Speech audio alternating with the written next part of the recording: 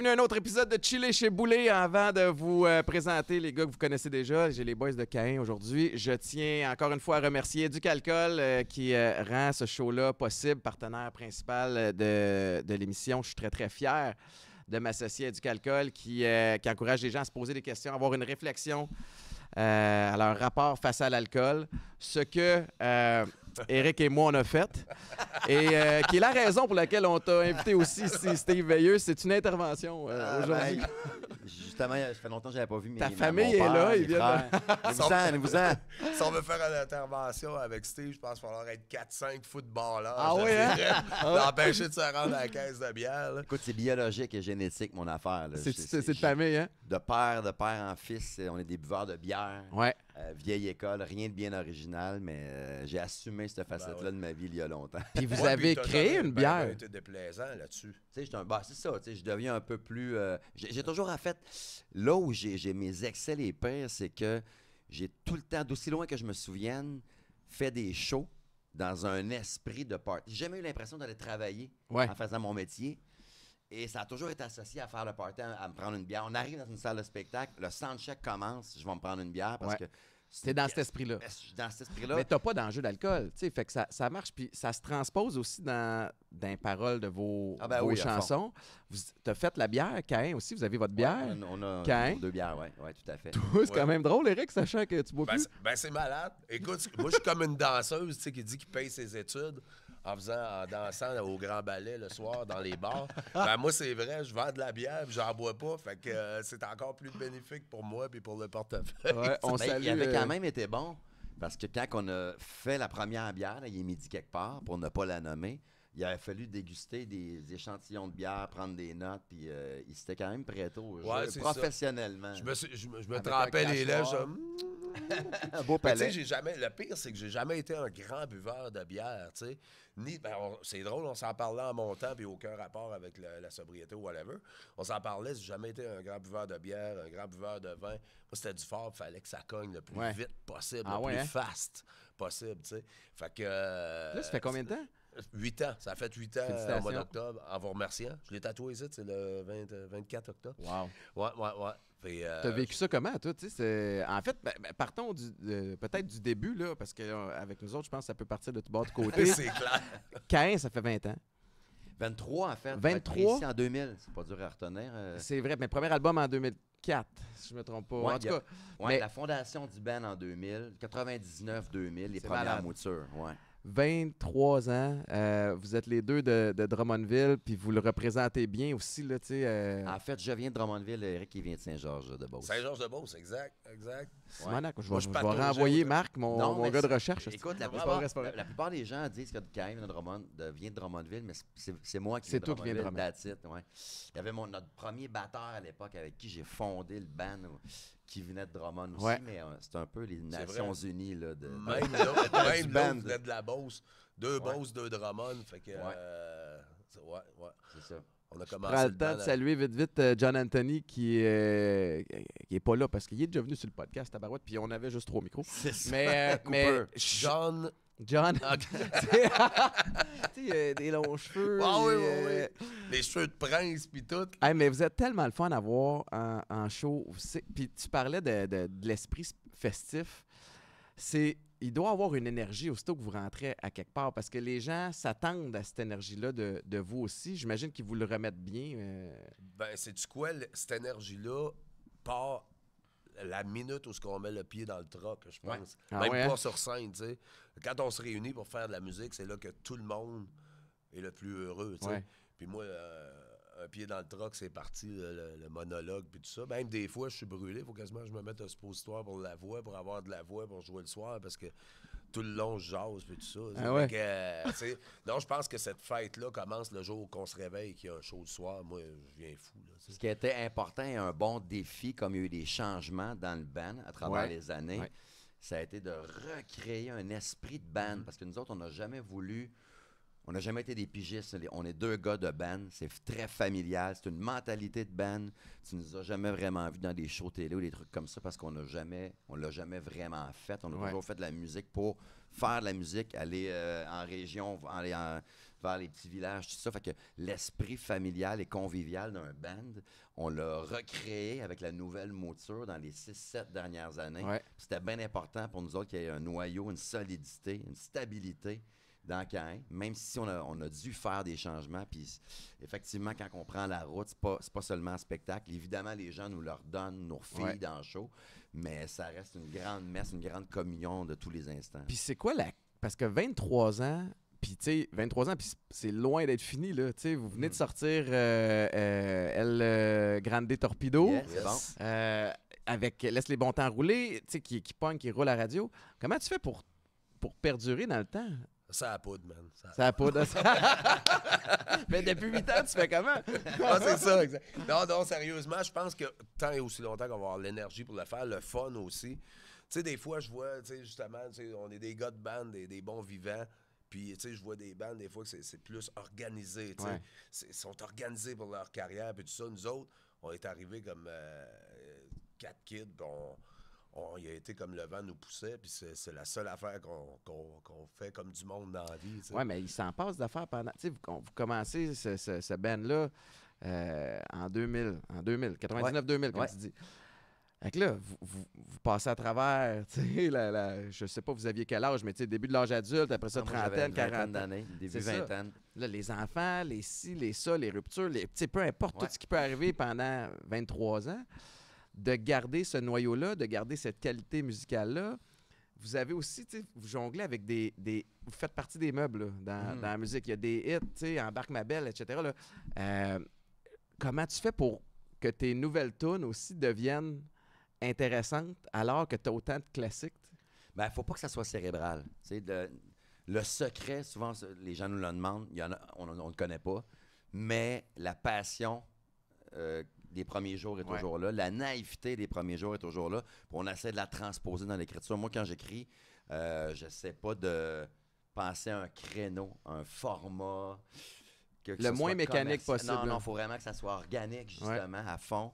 Puis tu veux toujours être meilleur, mais la beauté de la chose, c'est que, un peu contrairement aux athlètes, l'apogée d'un artiste se fait avec l'âge.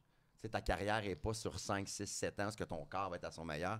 Je pense qu'on devient de mieux. Maudite chance pour moi. Je pense qu'on s'améliore avec le temps, puis l'écriture, le quotidien peut se transformer en poésie avec les années. Fait que c'est un peu la beauté de la chose, mais c'est dit avec humilité et beaucoup de naïveté. Puis comme je me répète, on s'efforce de la protéger farouchement, cette passion et cette naïveté-là. Puis je pense que c'est un peu contagieux. Les gens se sont souvent identifiés à nous autres parce qu'on est des gars de la gang. Ouais. Puis accessible, tu sais. Oui, absolument. Puis humain, puis bien rassembleur. Puis c'est ce même monde-là qui ont vieilli, amène leur kid au show, puis c'est ce qui nous touche. C'est malade, ça. Ouais. C'était carré. Avez-vous un processus créatif, un pattern, dans le sens où toi, tu t'installes dans le noir, je sais pas, je dis n'importe quoi, là, mais puis c'est là que tu ponds tes affaires ou ça peut venir spontanément pendant que tu conduis? Ben... En fait, moi, j'ai comme plusieurs... La première étape, c'est avant l'écriture. Là, je suis un peu dedans présentement. Okay. Parce que l'album a été enregistré en janvier 2023 et sorti en septembre 2023. Mais donc, moi, je l'écris dans l'année d'avant. Donc là, tu vois, ça fait quasiment 2 ans, là, 1 an et demi, 2 ans que j'ai pas écrit, parce que même si l'album est flambant neuf. Ouais. Fait que là, je suis à l'étape de ramasser des thèmes de textes, des thèmes de chansons. Et ça peut arriver aujourd'hui, pendant qu'on parle. Je lis beaucoup. Fait que souvent, j'ai des flashbacks de thèmes précis de chansons. J'écoute, je suis un mélomane là, de tous les genres de musique. Ouais. Fait que je me nourris énormément. Puis tu vois, là, mon téléphone, il doit avoir peut-être 30 idées de tunes dedans. Nice. Puis là, je vais recommencer au début de l'année à commencer à prendre des thèmes puis les déballer tranquillement, écrire autour. Ouais. Quand tu as un bon thème, forcément, tu as un texte précis qui va se coller et éventuellement une musique. Mais tout ça, ça se passe sur une période d'1 an, 1 an et demi à peu près, écrire un album. C'est de la job. Pour moi, il y en a qui s'en vont dans un chalet 3 semaines puis qui écrivent. Puis je suis incapable de faire ça parce que ça devient cérébral dans mon cas. Ben en fait, puis dans mon cas, j'ai tout le temps une chanson ou deux sur les albums. J'attends de voir qu'ils passent la grade, voir la vibe, parce que veux pas, même si tu as 30 tonnes, les 10 meilleurs sont pas nécessairement ceux qui vont, c'est plus justement un thème. Puis pour l'album El Grande Torpedo, c'est ça qui était cool. C'est que c'était un thème de party, c'était festif, c'était positif, rassembleur, puis direct à l'image de Caen complètement. Ouais. Fait que ça a été facile de faire Laisse les bons temps rouler après avoir vu la bibliothèque, entendu la direction de l'album. T'sais. Avez-vous le pif de faire comme. Tu sors une toune ou tu écris une toune ou tu writes ou tu sors la mélodie puis tu te dis ça va être un hit. Puis y a des fois où tu te trompes puis tu fais comme ouais, c'est cette toune-là qui pogne. Mais surtout quand tu écoutes la radio, tu entends une toune de Fouki, tu te dis oui, mais quand c'est toi qui l'écris, mettons, c'est plus dur de. Faut bien s'entourer. Ouais. Si tu essaies de tout contrôler puis de dire c'est ça qu'on va faire, puis ça va être ça l'extrait, puis ça va être ça la décision de. Tu sais, on gère, on n'a pas de gérant, on gère nos affaires. Ouais. On est à nos affaires côté business et tout ça. Par contre, pour on n'a pas assez d'objectivité. Quand t'enregistres un album, comme je te l'ai dit, ça fait déjà 1 an que tu es dans l'écriture, tu rentres dans un studio 1 mois tout le monde, tu l'écoutes 6 mois avant qu'il sorte. Fait que quand c'est le temps de choisir l'extrait, tu n'as plus d'oreilles, tu n'as plus de recul. Fait qu'il faut que tu fasses confiance aux bonnes personnes. Aux gens qui t'ont aidé à l'enregistrer, vous avez un petit genre de... radio, en fait. C'est ça. Puis Star Radio. Ben, c'est vrai. Parce qu'eux autres, ils ont aussi le pouls des stations puis de ce qu'ils cherchent de ce côté-là. Ouais. C'est une grosse business, là, puis c'est complexe. Là. Moi, écoute, je me suis trempé le petit orteil là-dedans dans les dernières années avec John, là, justement, puis c'est pas si simple que juste faire de la bonne musique. Non, parce que malheureusement, t'as raison. Non, mais est-ce qu'il y a eu une époque où c'était ça? Tu sors de la bonne musique, puis ça va lever, parce que là, on dirait, tu regardes les Spotify, les Apple Music, là, à tous les jours, il y a des nouvelles chansons, il y a des nouveaux artistes. Maintenant, la façon que tu peux devenir connu aussi à travers les réseaux sociaux, la game, elle a changé complètement. L'expression dit il y a beaucoup de monde à la messe. Aujourd'hui, c'est ça. Parce que le gars, il a un studio chez eux, j'en ai un, John en a un aussi. Tout le monde a un petit studio chez lui qui peut presque faire une production qui va sortir sur un disque. Il y en a plusieurs, donc ça fait du monde, beaucoup de monde. L'avantage, si on veut qu'on a, c'est qu'on a un background. Je pense que le monde nous a adoptés au début. Ouais. Il y a un passage nostalgique aussi où j'étais quand j'ai entendu la chanson de Caïn dans le temps. Tu te retrouves bien quand tu réentends des chansons de Caïn, la voix à Steve. C'est rassurant, il y a de quoi de... de réconfortant. Il n'y en a pas nécessairement plus qu'avant, les artistes, parce que toujours eu une riche émergence culturelle au Québec. On n'a rien à envier à aucune autre communauté sur la planète. La qualité des artistes ici est énorme. Ouais. On est chanceux. Mais c'est le format qui a changé. Maintenant, tout le monde, du jour au lendemain, peut faire connaître sa musique avec les réseaux, les médias, les plateformes, tout ça. C'était peut-être plus compliqué de se rendre à faire un album dans notre temps, au début, parce que tu rentres dans un studio, en partant, ça prenait un deal de disque, ce qui n'est plus vrai aujourd'hui. Je pense que il y a plus de gens qui peuvent être connus, ou il y a plus d'opportunités d'être connus, mais c'est plus difficile de perdurer. Exact, c'est éphémère. Fait que vous autres, vous êtes établis. Vous êtes là, vous êtes une gang de party. Tu sais, les Québécois, on a besoin de s'identifier, on a besoin de s'associer ou de se projeter dans des personnes. Puis je pense que c'est ce que vous personnifiez. C'est clairement aussi ce que les cowboys personnifient aussi. Puis là, il y a eu le décès de Carl Tremblay récemment. Vous avez vécu ça comment, vous autres? Ben, tu sais, tout d'abord, les Cowboys, ça a été le band précurseur, les instigateurs du mouvement. Fin 90-2000, c'est eux qui ont ramené le mouvement des bandes au Québec. Nous, on a profité de cet élan-là, comme je pense aux Trois Accords ou à Mes Aïeux ou à Caïn, grâce aux Cowboys qui ont été précurseurs de ramener le trip band québécois. Puis on est très reconnaissants, puis on leur en doit beaucoup. Puis je pense que c'est le plus grand groupe du Québec pour longtemps encore. Ouais. Puis on s'est fréquenté dans des festivals. On a eu un show, entre autres, mémorable avec eux autres dans l'Outaouais l'an dernier. Puis les gars nous invitaient pendant leur show, ils chantaient à jouer des percussions. C'était une grande messe, pas d'ego. Carl, c'était de ce qu'on en connaît, c'était un être simple, généreux, rassembleur, authentique. Ouais. Je pense qu'il n'y a pas un show dernièrement qu'on ne lui a pas dédié. Parce qu'on a perdu, c'est pas juste la communauté artistique qui a perdu un frère, c'est le Québec, la famille québécoise au complet, tu sais. Fait que c'est un grand trou, vraiment. Ce qui est encore plus cool, ce qui est encore plus cute, je trouve, c'est que l'intégrité qu'avaient ces gars-là, ils putassaient pas d'un bord puis de l'autre à tirer, tu sais, leur musique parlait d'elle-même, tu sais, ils couraient pas après les émissions, les Kodak, les trucs, ils le faisaient vraiment avec une intégrité qui est plus égalé, je pense, aujourd'hui. Tu sais.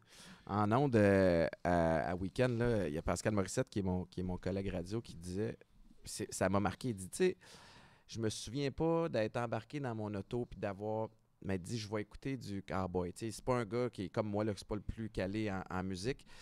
Mais il dit, tabarnouche, à chaque fois qu'il y a une toune qui rentre à la radio, on connaît les paroles.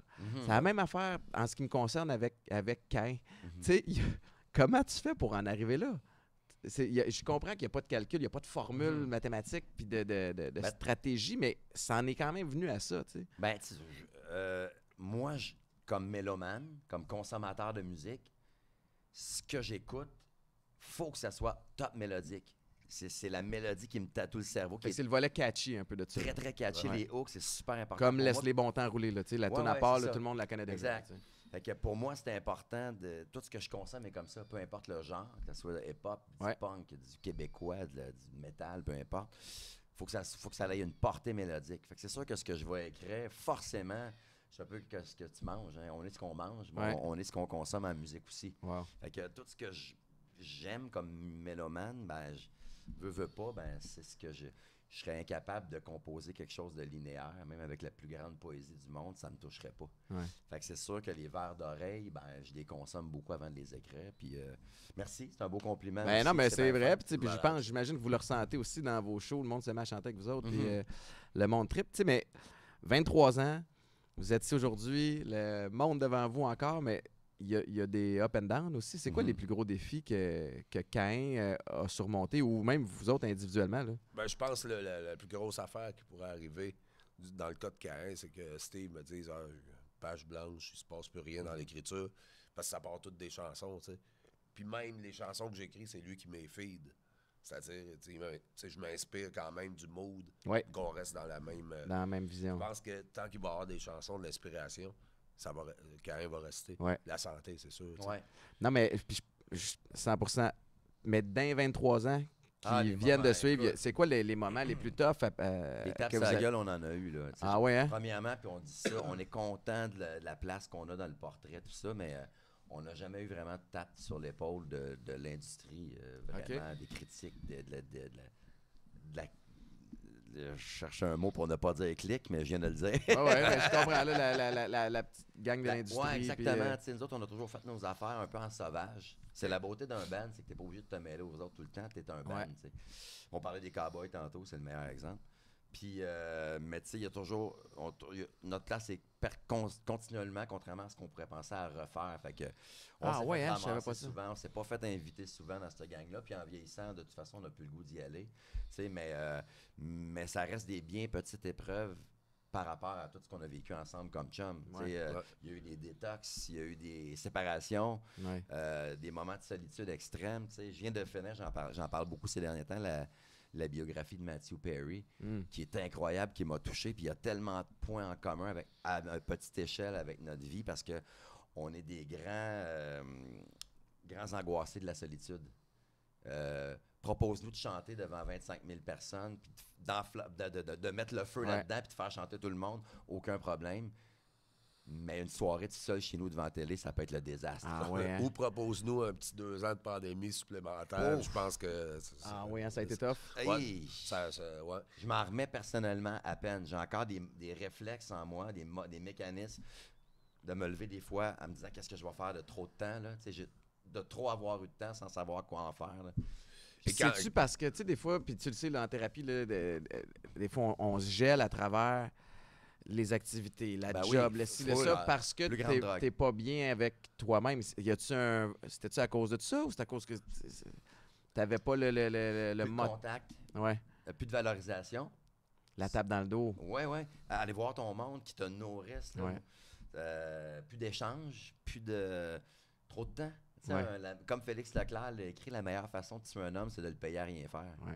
C'était ça, là. Fait que moi ça m'a pris longtemps avant de m'en remettre. Et puis comme je me répète, j'étais encore un peu séquelle. Encore un peu hangover de tout ça. Moi aussi. Ben, tu sais, Étienne, anyway, la mère de toutes les dépendances, c'est la dépendance affective. C'est ça, ça part de là, tu sais. Restant cabané 2 ans, là, je commençais à chercher, tu sais, faire des trucs, genre virtuels. Même, je me suis appelé par après pour un truc virtuel pour Cain, un peu après la pandémie. Je n'ai même pas parlé à Steve. C'est payant pareil. J'ai dit, non, je ne veux pas reculer dans le temps. Puis je pense que c'est ça. Aussi Cain, on avance, puis advienne que pourra, s'il neige, on pèlera, on a du plaisir. Puis tant que le plaisir, c'est consommer, on a du gaz pour continuer. On a fait la vie, excuse, Non, vas-y. Mais pour répondre un peu à ta question, ça, on a fait la vie de nos idoles. Là. Quand que le train a parti en 2004-5, on s'est pas dit, on va penser à l'avenir, on va prendre soin de nous autres. On s'est dit, parfait, le mur est là, on s'en va à 220 dedans. Là. Ouais. On était très conscients de l'autodestruction, tout ça, puis on a toujours vraiment bien assumé cette partie excessive-là de nos vies. Puis même, je te dirais qu'aujourd'hui, en vieillissant, je regarde en arrière, malgré tous les excès, peut-être des shows qu'on aimerait revoir ou des villes qu'on aimerait revisiter. Ouais, t'en souviens moins. À part quelques... Les seuls regrets que j'ai personnellement de toute cette vie de fou-là qu'on a faite, c'est les fois où la musique est passée en deuxième.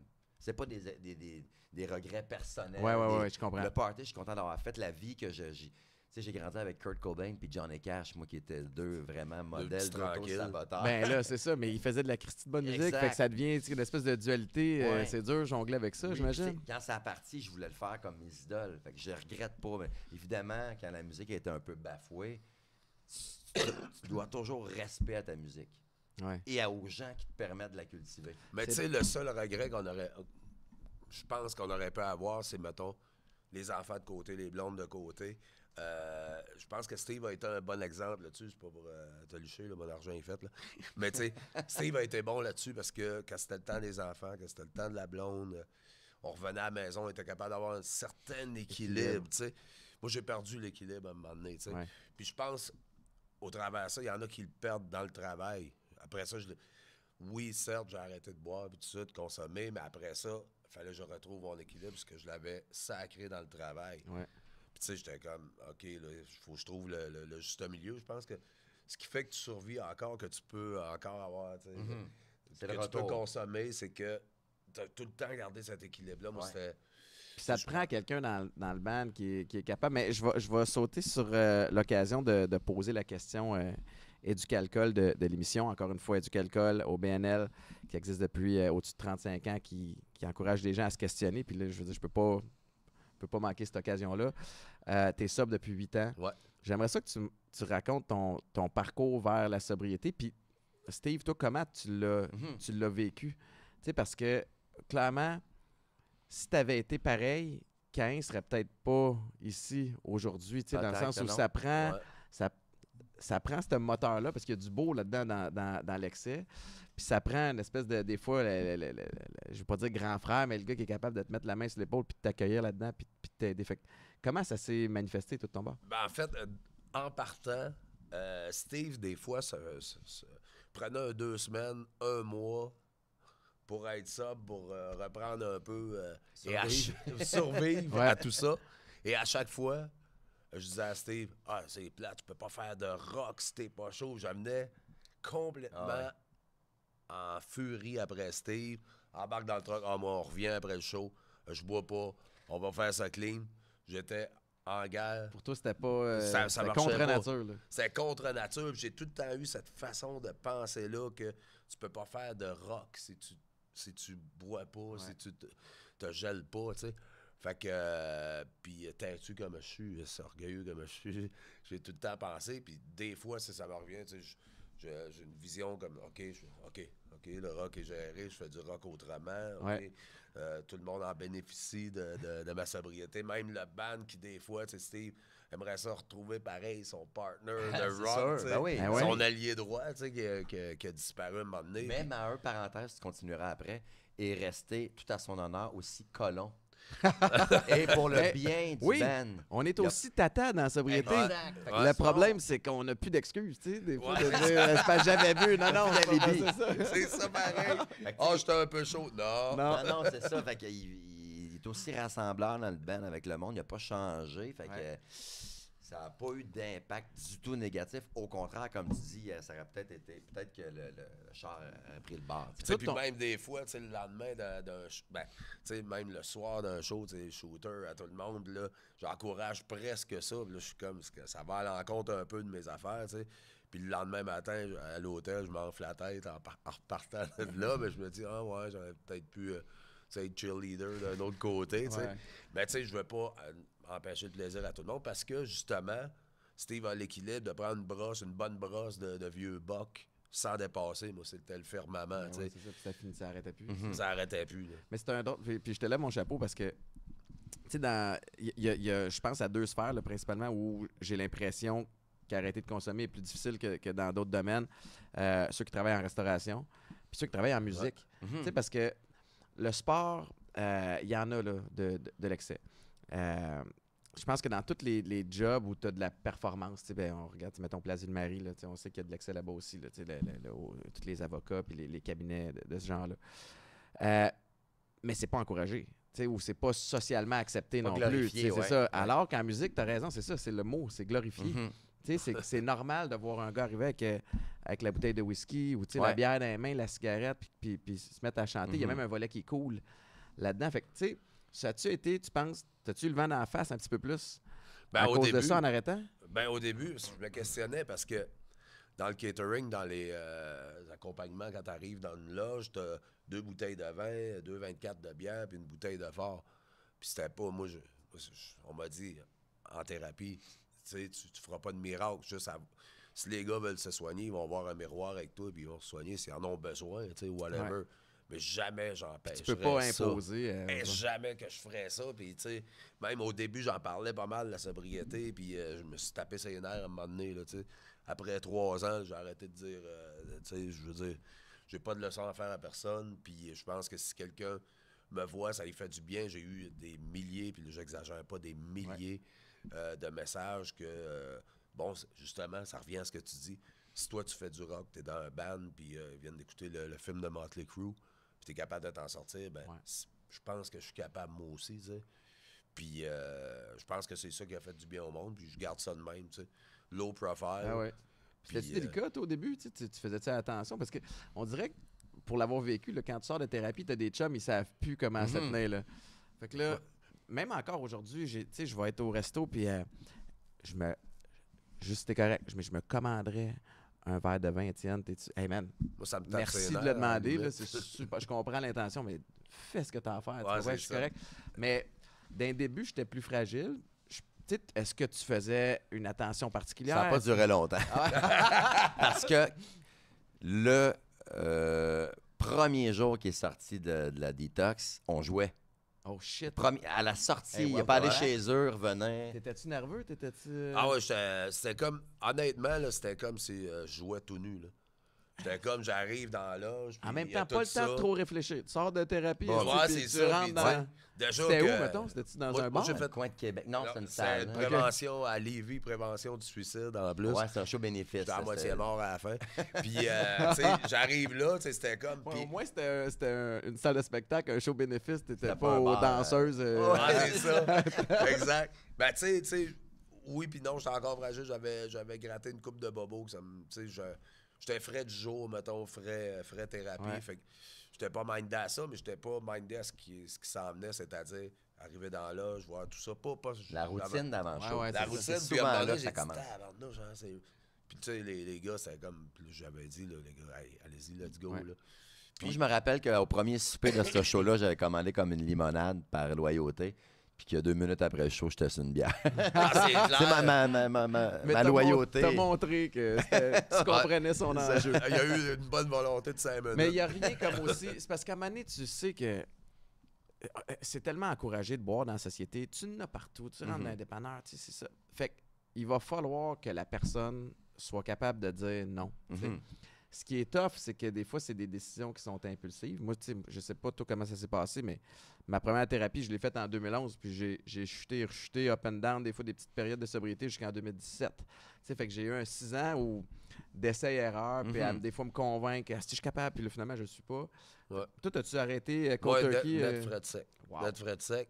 Puis j'étais rendu là et tout, tu sais, puis j'avais plus de fun, tu sais. Oui, au début, j'avais du fun, puis à un moment donné, la dope embarquait là-dedans, puis c'est comme, mettons, on parle des vraies affaires, tu prends une ligne de poudre, elle est tripante la première, puis les autres, c'est juste savoir s'il m'en restait, puis ça s'était rendu un dépresseur plutôt que, fait que j'étais rendu là, la madame était partie de la maison, je me retrouvais dans une maison vide, j'allais OK.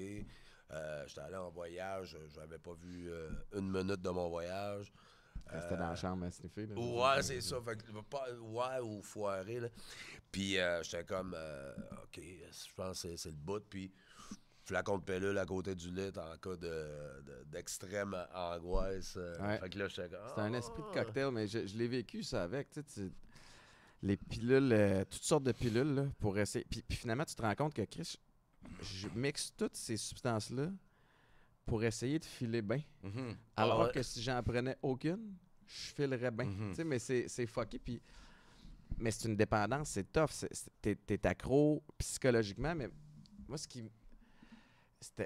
tu fuis quelque chose, à quelque part. Là. C'est clair. Fait qu'il faut que tu ailles, c'est pas juste d'arrêter la substance, c'est qu'il faut que tu ailles travailler sur toi aussi. Mais avant d'aller en thérapie, tu sais pas ce que tu fuis, tu sais. Ouais. Tu sais, moi j'ai appris que ma mère était...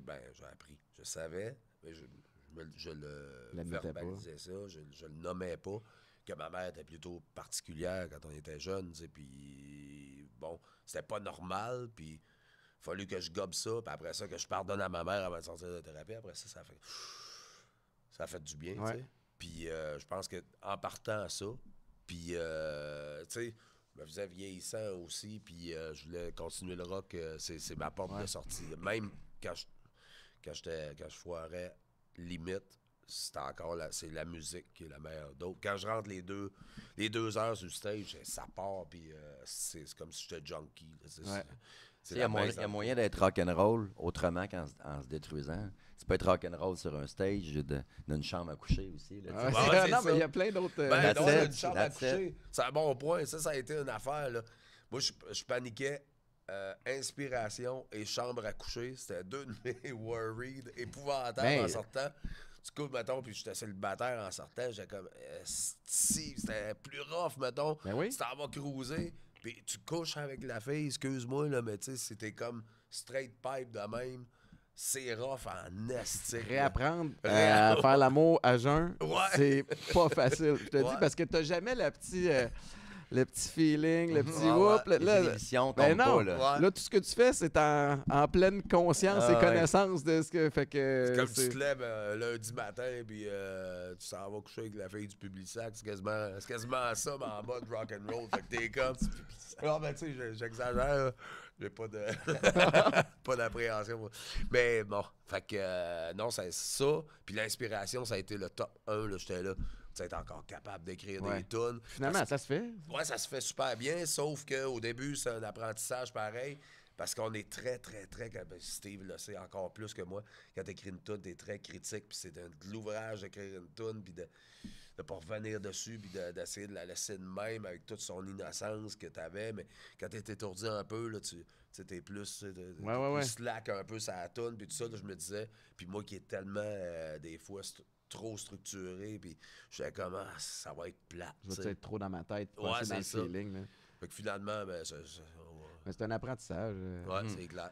Là, 23 ans, vous avez fait toutes sortes de salles, toutes sortes de shows, des bons, des moins bons. C'est ça. Y a-tu un moment, tu sais, qui vous revient, il y a des anecdotes qui reviennent là, de tel show qui était légendaire pour X raisons? Y a-t-il quelque chose qui vous vient en tête? Ben, des shows, des bons shows, il y en a eu beaucoup. Des shows mauvais, il y en a eu quelques-uns. Ah ouais, hein? C'est sûr que, tu sais, l'histoire de Rimouski nous colle à la peau, hélas, parce qu'on adore ce coin. Attends, c'est pas, hein? Non? En fait, on jouait au festival...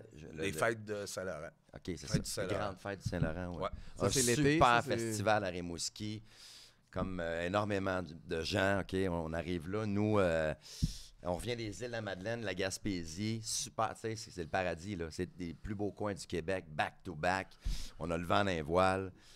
Et puis, c'était en quelle année, ça, maintenant? Ça fait 8-9 ans. J'ai fait combien de temps qu'on n'est pas allé à Rimouski? C'est ça la réponse. OK. Ah, ouais. Puis après, on est allé dernièrement. Ça a super bien été. Mais on n'est jamais retourné à ce festival-là, par contre. Donc, là, on en arrive là, pendant les voiles. Et notre directeur de tournée, celui qui coordonne toute la tournée, les horaires, les hôtels, les loges, toute l'organisation, notre directeur de tournée, qui est toujours là depuis des années à ce moment-là avec nous autres, se fait remplacer pour ce show-là. Okay. Il envoie un de ses amis. qui n'est pas vraiment directeur de tournée, lui, qui fait seulement le son. Le soundman. Fait que nous, on n'a pas d'infos, on arrive, gros setup, c'est un site de rêve, puis je le dis sincèrement, allez voir ce festival-là en vacances l'été, c'est incroyable. Fait que là, on arrive là, les super loges en arrière, là, on est reçus comme des kings, et puis on fait comme « Wow, ça va être débile », fait qu'on joue, puis après notre show, c'est Dennis DeYoung, le chanteur du groupe américain Styx. OK. Quand même un groupe légendaire. Ben ouais. Qui a marqué quand même Maheu, qui ne m'a pas du tout marqué moi, mais plus tard dans l'histoire, ça redevient important. OK, je comprends. Fait que, on commence le show. Je sais pas, peut-être 15-20 000 personnes, beaucoup de monde. Super setup, on commence le show. Puis après, comme 40 minutes du show, notre sonorisateur vient me taper. Là, c'est noir de monde. Là. Il vient me taper sur l'épaule, il me dit « Vous sortez, le show est fini. » Le diffuseur me dit que c'était fini. Aucune explication. Un show, c'est un gros build-up. Ben oui. Fait que tu gardes toutes tes grosses chansons, le but, c'est de finir fort. Puis, Ben oui. Fait que nous, ça fait 40 minutes, je fais, ben non, on vient. Ouais, là, il dit ça, là. Il est venu me le dire. Ah, moi aussi, dis à ton chanteur que c'est fini. Moi, je dis pas ça à Steve. Ben là, non, là. c'est On est dans le high, c'est bourré de monde, il y a un clown dans C'est vibe de l'ivresse. l'enfer. C'est ce que L'ivresse tu veux, parfaite d'un. Ouais. Exactement, c'était débile. Puis, fait que là, notre soundman, le diffuseur, je le vois en arrière, qui dit code. Mon sonorisateur vient de me dire, vous sortez. Fait que moi, j'ai pas de raison. Je me fais pas expliquer pourquoi. Parce que notre directeur de tournée, qui était pas là, nous a pas dit. Vous faites une première partie, vous allez jouer seulement 40 minutes. C'est la première partie de Styx. Nous, dans notre tête, c'est un double bill en bon français. On joue 1h30, puis on s'en va après. Fait que lui, il me dit pas de raison, il me dit de m'en aller. Fait que moi, les fils se touchent. Ben ouais. Puis mon orgueil prend le dessus et je dis, et là, ma grande erreur de jeunesse, je dis au monde, bon, ben, il va falloir quitter. On fera plus long la prochaine fois. Il y a du monde plus important que nous autres qui veulent prendre la scène. Puis en plus, ils chantent dans une langue dont on se calisse. Wow! Très punk.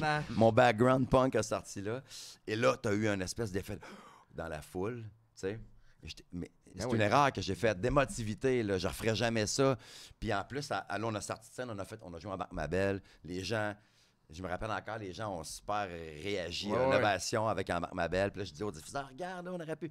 J'étais vraiment choqué et jeune et con. Et après, le diffuseur, dans le calme, dans la loge, il est venu nous montrer le contraire. Il dit, les boys, c'est pas nous autres. Puis c'est encore moi le band après vous autres qui vous connaissez pas. Ben non, c'est ça. C'est ce qui arrive, ils en ont rien à foutre, tu sais. Ils nous ont montré, non, c'était vraiment 40 minutes, mais vous le saviez pas. Et après, sur les réseaux sociaux, dans les médias, on se faisait démolir. Et là, ça fait 10 ans, hein? Les réseaux sociaux n'étaient pas au top. Mais il était là quand même. Il était là. Moi, je me rappelle, après le show, moi, je m'en vais veiller comme si rien n'était. C'était le show de l'année, mais je savais pas. J'étais sur une bombe, là. J'étais assis sur une bombe, là. Puis j'ai écouté le show de Styx, assis sur le stage, sur un case avec un des techniciens. Puis j'étais, all right, après ça, hey, on va en ville. Je vais en ville, mais j'arrive en ville. J'étais comme ça à la brosse. Là, j'ai dit, bon, le Maheu parano sort. J'étais comme, calique, c'est bizarre, ça. C'est bizarre. Tu sais, des fois, tu peux avoir des gars, tu sais, ils viennent chercher nos filles ou whatever. C'est pas ça le concept. Moi, je voulais me saouler jusqu'à temps que je meure. Fait que j'ai passé quasiment la nuit debout, tu sais bien. Puis le lendemain, on rentre dans le char, Steve est en avant, puis Steve était déjà encore un peu shaky. J'étais avec l'éclairagiste en arrière, je vais m'en rappeler toute ma vie. Il me montre son téléphone.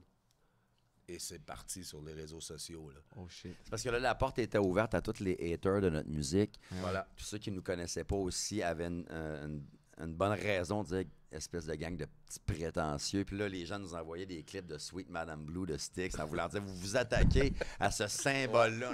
Oh non! Là, ça a dérapé complètement. Puis là, comment vous réagissez à ce moment-là? C'est-tu comme, OK, damage mais control? on jouait le lendemain. Puis on était encore... On était à Saint-Hyacinthe. Ouais. On n'a pas trop parlé parce que... On réalisait pas encore. On était dans le jus parce qu'on est allé au Grand Ballet avant le show avec son frère. Ouais, c'était l'enterrement de vie de garçon de mon frère. Et c'est moi qui devais s'en occuper, tu sais. Okay. Fait que ça a été plus tranquille que prévu. Plus tranquille que prévu, mais on n'a pas été jusqu'au top. Là, je voyais les commentaires. C'est encore comme ça aujourd'hui. Je voyais Occupation Double, ils sortent de là, ils se font complètement détruire. C'est l'enfer. Puis tu sais, là, c'est là 10 ans. Si c'était arrivé aujourd'hui, je te dis, Étienne, tu connais ça, les réseaux sociaux, s'il y a quelqu'un que... Ça serait plus rough de remonter un peu parce que justement, comme Steve, c'est parce de que la là, boulée à hater. c'est la cancel culture, là. Fait que là, il cancel. Mais en même temps, il y a un volet il y avait-tu un petit volet de solidarité aussi de certaines fond, personnes? de Parce l'autre que, côté, ouais, c'est ça, ils défendent notre. Ah non, on notre avait des langue. invitations de partis politiques qu'on nommera shit. pas. De Ouais, la non, loi c'est ça. 101, Ouais. on C'est est que ça pas- vire politique assez vite. on a là. comme quadruplé le monde qui nous suivait sur Facebook. Tu sais, il y a eu Ouais, plein ouais. de parlez-en bien, parlez-en mal. Mais- N'empêche que je le referai Ah, jamais. c'est Et ça. surtout, je le dis encore une fois, on n'est jamais retourné dans ce super beau festival-là et c'est ce qui me manque le plus, juste pour pouvoir abriser cette histoire-là puis faire la paix. Un jour, j'espère qu'on va y retourner parce que c'est une organisation d'enfer, mais tu sais, une erreur de jeunesse qui va nous suivre. Dans ceux qu'on te nommait tantôt, ça, c'est une belle Ah graine. ouais, hein, mais Ouais. ça me fait penser, tu sais, il y a Marc-Antoine Decoy des Alouettes qui vient de gagner la Coupe Grey. Ouais, Ouais, Il j'ai s'est vu le un peu statement. enflammé lui aussi. Ben oui, Ouais. mais ça, un peu. Puis, mais je pense que les gens ont compris l'émotion du moment. Vous autres, c'est peut-être plus un manque de communication. Puis à cause de ce manque de communication, ceux qui paraissent mal, c'est vous autres. Ouais, Parce qu'ils sont comme Chris, ils sont là en première partie. Ouais, attends une minute, nous autres, on comprenait pas c'est ça. ce bout-là. Puis j'imagine que c'est une succession d'affaires aussi. À la limite, si la personne qui vient de taper sur l'épaule te dit c'est fini, a une autre approche ou l'explique un petit peu différemment, prend un petit 30 secondes de plus ou peu importe pour tu sais, peut-être que là ça passe mieux puis que tu pètes pas ta coche. Mhm. Ou... Puis il y a un volet passionné. Là. Moi, tu sais, je comprends l'erreur. C'est au même titre que, à plus petite échelle, là, mais tu sais que t'es en maudit dans ta business ou peu importe, tu t'envoies un courriel de merde que t'aurais pu, tu sais, puis là, le lendemain, tu fais ouais. Ouais. Sans recul, là. T'aurais pu l'envoyer différemment. Ben oui, on fait tout ça, aujourd'hui, c'est tu sûr. sais. Ben, Mais on tu sais, en est même moins temps- impulsif qu'on était. Oui, là, pas oui, mais mal. tu sais, c'est un Toi, mais- tout, là. Plus vieux et fatigué aussi. par Ouais, c'est exemple. ça, Moi, c'est- peut-être. Ouais. des plus fois, sage un Ouais. peu, plus réfléchi, ben ça reste que c'est l'émotion qui nous dicte le chemin dans ce qu'on fait. Ouais. On est Ouais. des gens émotifs, sensibles, des clichés d'artistes. Fait que si l'émotivité, la grande émotivité qui nous nourrit vient malheureusement avec aussi des mauvais côtés. Ouais, ouais. Ouais. Mais puis c'est très. Tu sais, on parlait tantôt que le Québec s'identifie. C'est le volet imparfait aussi qui fait partie de la patente. Tu sais, ce que j'aime de ça, c'est que ça me représente un peu aussi. Tu sais, je t'entends parler puis je fais c'est jamais déjà arrivé moi aussi de faire des erreurs, mais vous avez l'humilité de le reconnaître. T'en as-tu déjà fait des statements qu'il a fallu que tu recules un peu? Ben, c'est drôle parce que le Marc-Antoine Decoy des Alouettes qui a fait son statement, ça m'a replongé à 2010, tu sais, à la Coupe Grey, alors que la journée média, c'est une succession d'affaires, mais on se retrouve, on joue à Edmonton et on joue contre Saskatchewan, puis on a toujours un petit peu le sentiment de négliger. Puis c'est vrai qu'on l'entretient aussi, tu sais. En tout cas, dans le sport, moi, j'aimais ça. Ben oui, Parce hey, que je l'ai ça- négligé. Ben oui, parce que ça me donne un espèce de source de Ben oui, ben motivation puis une étincelle à dire ils veulent pas qu'on gagne. Fait qu'on avait l'impression à travers le setup de Coupe Grey que vraiment la Ligue avait donné tous les avantages possibles à Saskatchewan parce qu'on se dit Saskatchewan, c'est le club qui ramène le plus de cash à la Ligue à chaque année. C'était l'équipe au Canada, incluant le hockey, qui vendait le plus de merch. Fait qu'on se dit, ils ont tout intérêt à ce que c'était soit cette équipe-là qui gagne, ça va ramener plus de sous. Fait qu'eux autres avaient... Style. Ben oui, tu sais, c'est ça. Il y avait le vestiaire principal. Nous autres, on avait le petit vestiaire. Il était dans un hôtel 5 étoiles. On était dans un hôtel assez boboche, pas adéquat pour recevoir une équipe professionnelle de championnat. Il avait permis à des fans de Saskatchewan de coucher à notre hôtel. Qu'est-ce que tu penses qu'ils ont fait toute la semaine? ouais. Ils venaient cogner aux portes, nous Ben réveiller. Fait qu'à la journée média, il y a Matt Proulx, moi, on se met à... Puis c'était pas prévu, là, c'est juste sorti de même. On se met à crisser le commissaire de la Ligue en dessous du boss. Là, tu sais, puis on l'appelle par son nom. Puis la Ligue veut que Saskatchewan gagne. Puis là, même affaire un peu. Moi, je suis habitué de... Tu sors quelque chose, puis les médias québécois en parlent. Mais là, c'est national. Ah ouais. Globe and Mail, tous les médias. Puis là, c'est évidemment quand tu as un Québécois au Canada anglais qui se plaint du traitement du français versus l'anglais, là, ils ont sauté Two Frogs, non. complaining, Ah ouais. nanana, puis évidemment, on se fait blaster. Fait que, si je me trompe pas, 48 ou 72 heures avant la game, là, j'ai décidé, c'était un BlackBerry à l'époque, là, mais j'ai décidé, je lâche mon sel. Je vais me concentrer sur la game parce que sinon... Tout ça, c'était avant la game. Ouais, Ah ouais? Ah ouais, c'était la semaine avant. Heureusement, Marc-Antoine a eu la présence de le faire après l'avoir gagné, l'esprit de coup de gré. Ouais. L'autre, c'était Ah avant. ouais. Fait qu'on a, évidemment, le lendemain, le scrum de tous les médias qui venaient. Puis Mark Trestman, qui était le coach à l'époque, à Mané nous a pris à part, puis il a dit « Les boys, vous avez dit ce que vous aviez à dire. Je suis d'accord avec ce que vous avez dit. Maintenant, it's time to focus. Là, on va se concentrer sur la game. Puis on l'a gagné. Fait qu'après ça, évidemment, ça c'est drôle. Ça hein. devait être Ah, doublement wow. jouissant de Ouais. gagner. Matt Proulx était blessé cette année-là. C'était mon co-chambreur quand on était sur la route. Puis j'ai beaucoup d'admiration pour lui, puis son focus, puis le volet. Il savait qu'il n'allait pas jouer, puis il était dans tous les meetings. Il me coachait aussi, tu sais, comme on préparait le game plan ensemble. C'était mes yeux sur le salon, c'était écœurant. Mais la veille de la game, c'est la plus grosse game. Tu sais, comme TQ, tu as rêvé de ce moment-là. Puis 1h, 2h du matin, évidemment, ça vient cogner aux portes, ça court dans les corridors. Papa. Puis là, moi, je veux me lever puis je veux me battre. Parce que puis c'est pas une affaire de mâle alpha ou de masculinité toxique. Chris, toute la semaine, tu te prépares à aller au bat et te tirailler contre des gens qui sont surentraînés, qui ont été trapés jusque-là, puis les veines qui sortent d'un bras. Fait que c'est sûr qu'à la moindre colère que tu ressens, tu vas agressif. Puis Matt, il fait « Reste ici, je m'en occupe ». Fait que lui, il sort dans le corridor, puis, tu sais, formation d'avocat, lui, tu sais, il est calme, posé, réfléchi, il réussit à calmer la situation. Puis bref, je finis par me recoucher, là, je suis en crise, puis c'est comme, c'est ta game la plus importante, tu veux avoir une bonne nuit de sommeil, là, t'es dans suranalyse. On gagne, on fête, on revient à l'hôtel. Là, moi, je bois dans ce temps-là, tu comprends? Ouais. Là, c'est le temps d'aller réveiller les gens. Fait que je marchais sur tous les étages, puis je vargeais dans les portes. Bon, are you up? Guess who won, motherfuckers? Hey, j'étais...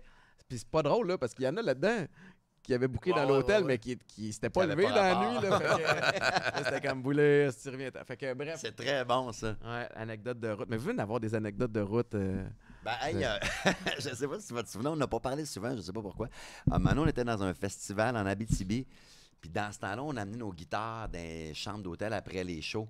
On vidait la loge de bière, on amenait ça dans notre chambre, puis on jammait. Là, c'était les débuts. Là. Wow. Aujourd'hui, pour prendre une guitare... Wow, ouais, on souhaite no name, j'ai amené mon quota.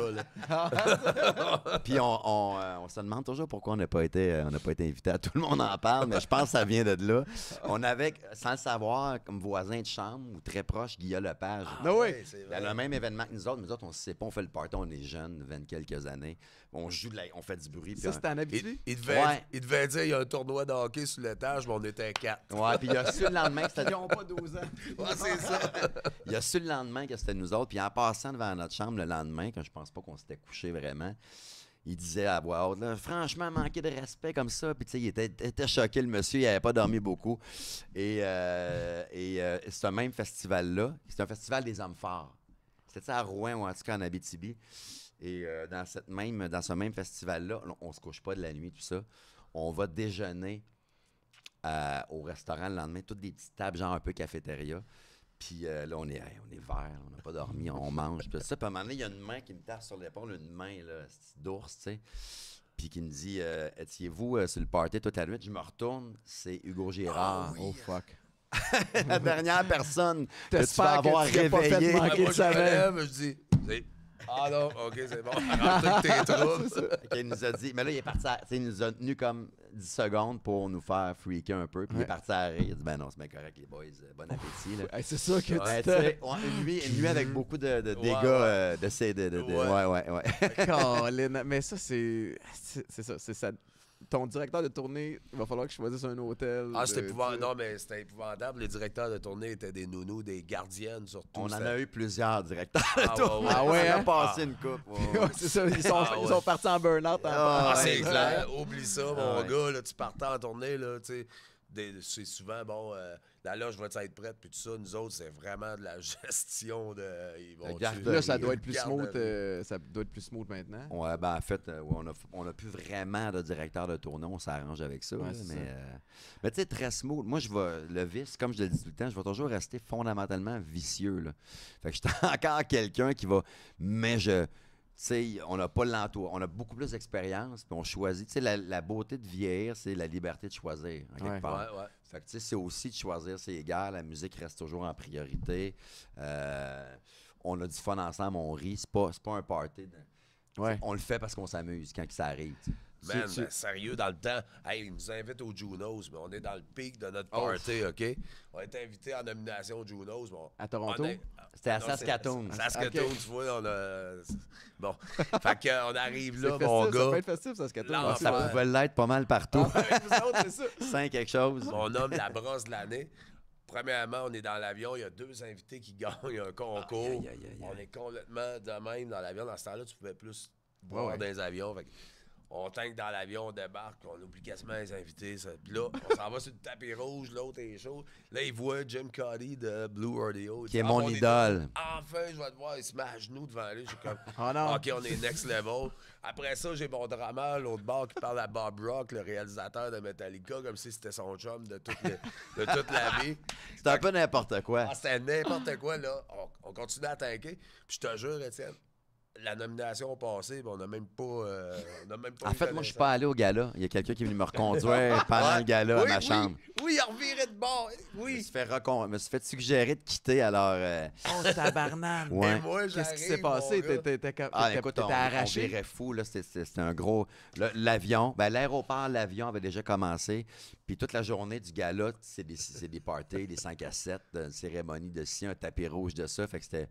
Pour nous autres, tout était propice à faire le party. Moi, j'ai fait la trail au complet, mon gars, OK? Je fais la trail, mon homme, puis je me saoule partout où je peux me saouler. Je finis ça au bar de l'hôtel, ça m'a coûté. J'ai jamais eu un bill de même. C'est un bar d'hôtel, tu te colles un jeune, il n'y a pas de bargain là, de shooter en spécial, puis tout ça. Là, fait que là, je finis mon gars, je suis de même. À un moment donné, ça me tape sur l'épaule. Et je te jure, le beau grand blond avec les cheveux en ramène, le chanteur de Nickelback, il me regarde et dit « Are you okay? » Oh shit. Fait que là, moi j'étais là avec ma carte, mais c'était les premiers temps où tu avais une carte d'hôtel, mais qu'il n'y avait rien d'écrit. Nous autres, on commençait ça au clic, le gros numéro dessus. Là, c'était une carte, là, je regardais ma carte, puis il a pris le temps, Chad Kruger, il a pris le temps d'aller faire scanner la carte. Puis il était avec une belle grande fille de 8-9 pieds. Là, moi, je suis là, puis j'ai oublié ses cheveux en ramène, puis je regardais la fille de même. Là, j'étais là, il revient avec ma carte, il est venu me porter à ma chambre. Wow. Le lendemain, on s'en allait en plus. Le directeur de tournée cogne à ma chambre. J'avais mis mon permis de conduire, ma carte d'assurance maladie. Ouais, j'étais comme ça. Prêt à être identifié. Ah oui, prêt à être. Ouais, avec mes bottes, tout. J'étais prêt à partir. Puis c'est rare, moi, d'habitude, le lendemain, genre. L'image est drôle, hein. Ah, c'était épouvantable parce que lui aussi a fait une carte pour aller rouvrir ma chambre parce qu'il savait pas ce qui se passait. Là, il dit, voyons, ce qui se passe là. Et il était venu dans notre chambre, là, même le lendemain, et il y avait un mini-bar dans notre chambre. Parce que je m'étais ramassé, même si je n'étais pas allé au gala, à faire le party dans une chambre pareille, tu sais. Puis moi et mon batteur, à l'époque, on avait décidé qu'on ouvrait quand même le bar, même s'ils ne nous avaient pas donné la clé. Fait qu'il y avait du copeau de bois partout. Ah oui, la chambre en brin. Là, on rit de ça, mais il n'y a rien de cool là-dedans. Non, pas ça. J'aimerais être nominé au Juno aujourd'hui, on irait, puis on en profiterait, puis on serait reconnaissant. Mais c'est une époque de grande innocence. Je me souviens d'une fois, Frère, mais ton gars, il a dû faire le soin de te voir en chess avec ton permis de conduire. Non, j'étais pas. Excuse-moi, j'étais pas en chess. Il était prêt. Habillé, t'étais prêt? J'étais prêt pour le cercueil. Le manteau, mon gars, les grosses bottes de Kiss dans ce temps-là. Puis j'étais comme couché de même, stick. Puis j'étais sûr, je pense. Attendant la mort. Attendant la mort, puis là, il arrive, puis il voit ça, tu sais, sur le lit, c'est lui, pour 2 secondes. Là, il dit, fait que là, je me réveille, mon gars, tout était au ralenti, embarque dans l'avion. Je suis assis à côté de Mike Gauthier, l'animateur, drette là. C'est sûr, je sens Robin des Milles à la ronde. Là. Ils ont dû dépressuriser l'avion quand je suis rentré là-dedans. C'était épouvantable. Les 4 ont été comme... La chambre en brintis, j'étais comme... Fait que là, t'avais... Attends, on revient, puis là, t'avais... Oh, c'est vrai, on avait 2 gagnantes. On tabarnane. Pas eux autres, c'est clair qu'on ne les a pas gardés dans notre monde. Non, c'est clair qu'on a oublié ça. Venez nous voir, là, on va être correct. Ouais. On regarde les 2 gagnantes en valeur. 2009, on gagne la coupe, puis Sylvain, un de mes chums, Sylvain Chrétien de Victo, décide de... C'est un homme d'affaires, vient du coin à Victo, puis décide d'organiser une belle soirée. Ils viennent nous chercher une couple de joueurs en limousine. J'habitais à La Prairie à l'époque. Puis on part, puis on s'en va à une game. On va aller à une game des Tics de Victoriaville. Après ça, on va aller faire le party, peu importe. Ben moi, je fêtais à ce moment-là. Puis c'était encore la partie où c'était le fun, tu sais. Mais je fêtais en secret un peu parce que mes coéquipiers ne faisaient pas ça, tu sais. Mm-hmm. Fait que moi, je suis tout seul à la maison en attendant que la limousine arrive. Fait que je pars sur de l'alcool puis sur d'autres patentes. Et là, on prend la 20 et on décide qu'on arrête au Madrid. Ouais. Il y a des photos à quelque part au Madrid je suis là, de nous autres. on grimpe sur les dinosaures avec la coupe Grey. Je suis déjà arraché en chemin là-bas. On arrive, je pense qu'on a fait un petit stop à la cage on était associé avec Jean Bédard à la cage. Puis là, moi, je l'échappe, là, puis je suis déjà aux toilettes assez souvent. Arrive au tigre, j'ai les yeux qui bourdonnent. Là. Un classique. Je comprends plus sous les rien. néons. Là. Puis là, je dois avoir les pupilles grosses à mort. Sauf que moi, puis Matt Proulx, puis Matt qui est straight au bout, tu sais, on se fait présenter au milieu de la glace la mise au jeu protocolaire. Mais moi, je veux plus y aller. Parce que, j'ai même plus conscience que ça existe. Fait que pauvre Matt, on arrive. Puis là, les tigres sont contents. Chris, on venait d'avoir l'ovation au Centre Bell. Là, on a une ovation là-bas. Matt est pogné pour me prendre en dessous du bras. Puis là, je dis, tiens-moi serré. Parce que j'ai l'air de Weekend at Bernie's. Là. Je suis un mort vivant. Là. J'ai les pieds qui traînent un peu comme ça. Mise au jeu. C'est lui qui l'a fait. Moi, j'ai regardé. C'est quasiment si j'étais là avec des lunettes fumées. Là. Ça avait plus d'esti de bon sens. J'ai eu un ciment dans l'oreille.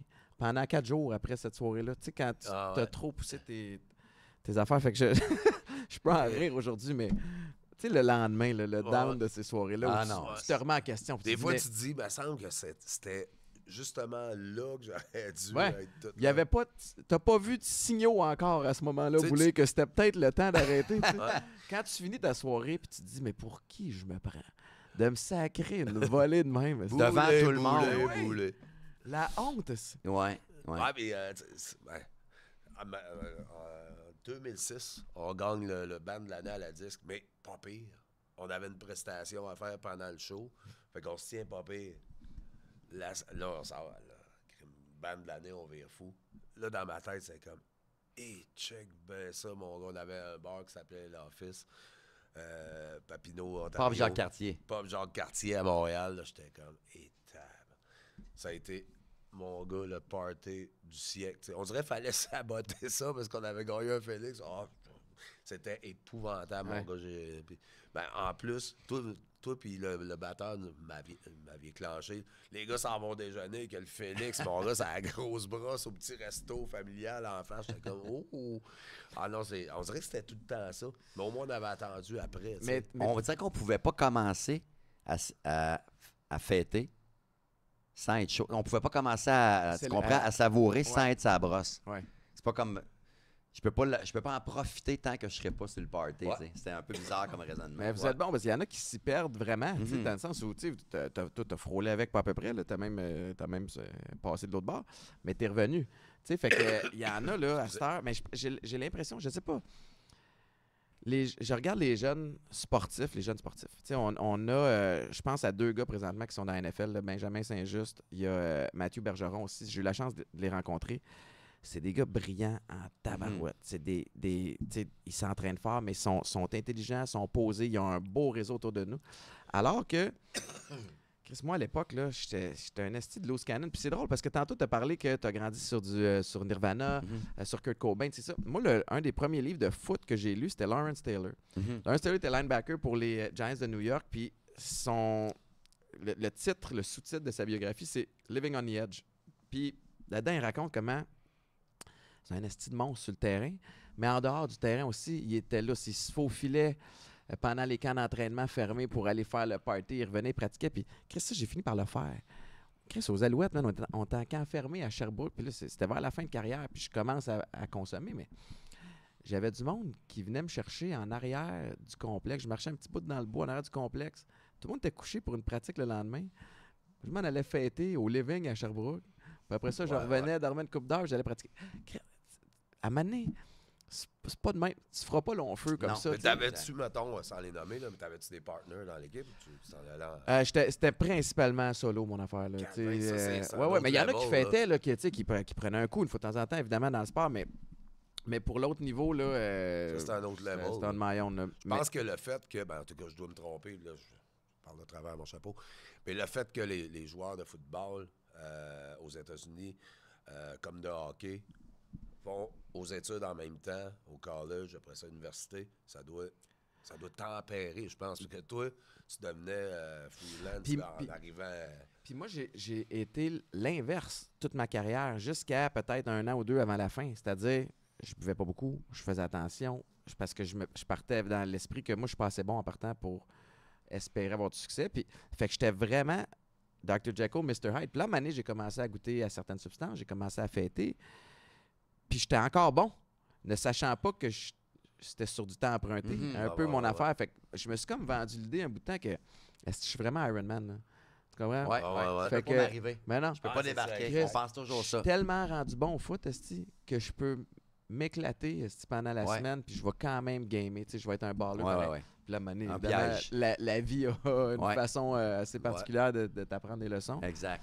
Puis ça a été le cas. Mais c'est quoi qui vous reste à bucket list à accomplir avec Caïn? À part continuer de triper, puis c'est votre passion, mais y a-tu des trucs qu'on vous souhaite pour 2024? Y a-tu encore des objectifs que tu souhaites atteindre? On va fêter nos 25 ans en 2025. On travaille, on parle beaucoup, on a des réunions pour le projet du 25e. On veut se payer une grande traite musicale, un gros band en tournée. C'est un festival? C'est une tournée, mais avec un big band. On veut vraiment se payer la traite de vivre ça une fois dans notre vie. C'est sûr qu'on rêve encore de Plaine d'Abraham et de Sandbell régulièrement. Puis on veut que ça soit peut-être des mots de la fin pour ce 25 ans-là. Sinon, toute l'année 2024, et là je plug. Je peux plug tout, mon gars. Mais en fait, 2024 est une grosse année de tournée. Donc, on fait le tour de la province, autant en salle qu'en festival. Toutes les infos de dates de spectacle sont sur le cain.ca.